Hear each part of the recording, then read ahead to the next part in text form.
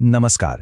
आज आपण एका अशा प्रकरणाचा उलगडा करणार आहोत जिथे म्हणजे अक्षरशः दोन वेगवेगळ्या टोकावरच्या व्यक्तींची नावं एकत्र आली आहेत आणि यामुळे एक मोठा वाद निर्माण झालाय.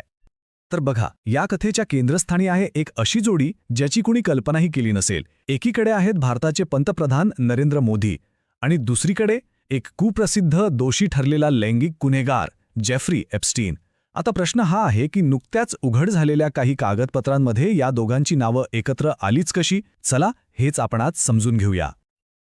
हाच तो प्रश्न आहे की या दोन नावांचा एकमेकांशी संबंध आला तरी कसा? एका पंतप्रधानांचं नाव एका इतक्या बदनाम माणसांच्या फाईल्समध्ये का सापडलं? चला तर मग या प्रकरणाच्या अगदी मुळापर्यंत जाऊ आणि सत्य काय आहे ते शोधू. आणि याच प्रश्नामुळे जगभरात एकच चर्चा सुरू झाली की त्या कोर्टाच्या कागदपत्रांमध्ये असं नेमकं लिहिलं तरी काय होतं, त्यात पंतप्रधानांबद्दल नक्की काय म्हटलं होतं. चला आता आपण तथ्यांच्या आधारे याचं उत्तर शोधायला सुरुवात करूया. पण थांबा, या प्रकरणाच्या खोलात जाण्याआधी एक गोष्ट समजून घेणं खूप महत्त्वाचं आहे. हा जेफ्री एप्स्टीन नक्की होता तरी कोण? कारण त्याचं नाव इतकं विषारी का आहे आणि त्याच्याशी कुणाचंही नाव जोडलं जाणं एवढं गंभीर का मानलं जातं, हे समजल्याशिवाय आपल्याला पुढचं काहीच कळणार नाही. तर जेफ्री एप्स्टीन हा एक अमेरिकन फायनान्सर होता, पण त्याची खरी ओळखही नव्हती. त्याचे संबंध जगातल्या मोठमोठ्या शक्तिशाली लोकांशी होते, राजकारणी, अब्जाधीश, अगदी राजघराण्यातले लोकसुद्धा. पण या सगळ्याच्या मागे काळं सत्य होतं. 2008 मध्ये त्याला अल्पवयीन मुलींच्या लैंगिक शोषणासाठी दोषी ठरवण्यात आलं होतं. 2019 मध्ये तर त्याला सेक्स ट्रॅफिकिंगच्या आरोपाखाली पुन्हा अटक झाली आणि खटला सुरू होण्याआधीच तुरुंगात त्याचा मृत्यू झाला, ज्याला आत्महत्या म्हटलं गेलं. आणि एक गोष्ट त्याच्याबद्दल खूप प्रसिद्ध होती, तो आपलं महत्त्व वाढवण्यासाठी मोठमोठ्या लोकांची नावं सहज घ्यायचा. तर या सगळ्या वादळाचं केंद्रस्थान आहे फक्त एक ईमेल. एकच ईमेल जो स्वतः जेफ्री एप्स्टीनने लिहिला होता. आणि हाच तो एकमेव धागा आहे जो ही दोन नावं जोडतो. चला पाहूया काय होतं त्या ईमेलमध्ये. आता हा ईमेल समजून घेण्यासाठी ही टाईमलाईन खूप महत्त्वाची आहे. बघा, जुलै 2017 मध्ये एप्स्टीनने तो ईमेल पाठवला. त्याच्या काही आठवड्याआधी पंतप्रधान मोदी अमेरिकेच्या राष्ट्राध्यक्षांना भेटले होते आणि त्यानंतर जुलै 2017 मध्येच ते इस्रायलच्या दौऱ्यावर गेले होते. म्हणजे एप्स्टीन ज्या घटनांबद्दल बोलत होता त्या खरोखरच घडल्या होत्या. आणि हा आहे तो ईमेलमधला नेमका मजकूर. एप्स्टीन लिहितो, भारतीय पंतप्रधान मोदींनी सल्ला घेतला आणि अमेरिकेच्या राष्ट्राध्यक्षांच्या फायद्यासाठी इस्रायलमध्ये नाचले आणि गायले. ते काही आठवड्यांपूर्वी भेटले होते, हे यशस्वी झालं. आता ऐका, यात तो स्पष्टपणे दावा करतोय की मोदींनी त्याचा सल्ला घेतला होता. पण इथे गोष्ट लक्षात ठेवली पाहिजे, हा फक्त आणि फक्त एप्स्टीनचा दावा आहे.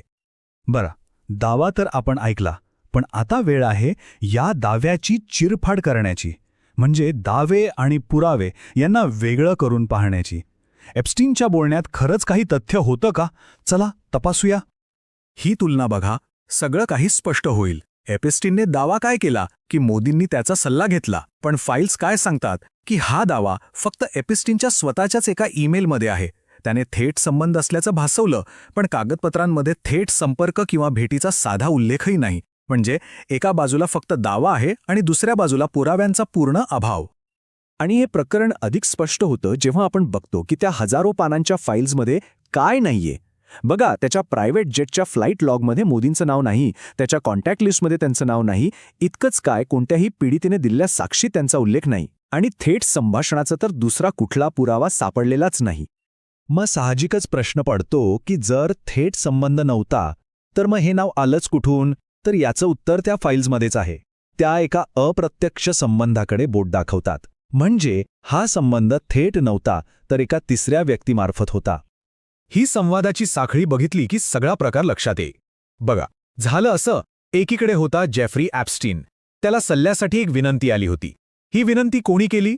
भारतीय अब्जाधीश अनिल अंबानी यांनी. त्यांनी मोदींच्या दौऱ्याबद्दल अमेरिकेच्या राष्ट्राध्यक्षांशी कसं संपर्क साधायचा यावर एप्स्टीनचा सल्ला मागितला होता. आणि या दोघांच्या चर्चेचा विषय होते नरेंद्र मोदी.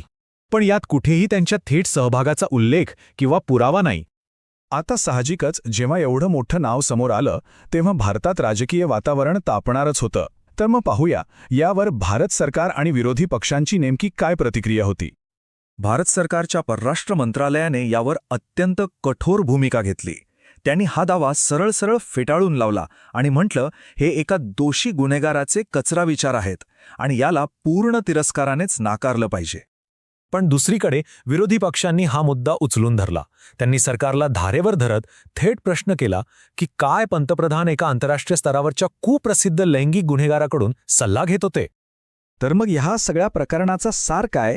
ते हेच की कागदपत्रांमध्ये नाव नक्कीच दिसतं, पण जेव्हा आपण त्याचा संदर्भ तपासतो तेव्हा लक्षात येतं की हा फक्त एप्स्टीनने स्वतःच केलेला एक निराधार म्हणजे ऐकीव माहितीवरचा दावा आहे, त्याला कोणताही ठोस पुरावा नाही. मग शेवटी प्रश्न उरतो तो हाच, की हा सगळा प्रकार नेमका काय होता? ही एक राजकीय बदनामी होती की स्वतःला मोठं दाखवण्यासाठी एका गुन्हेगाराने मारलेली निव्वळ बढाई होती? याचं उत्तर आता प्रत्येकाने आपल्या विवेकबुद्धीने शोधायचं आहे.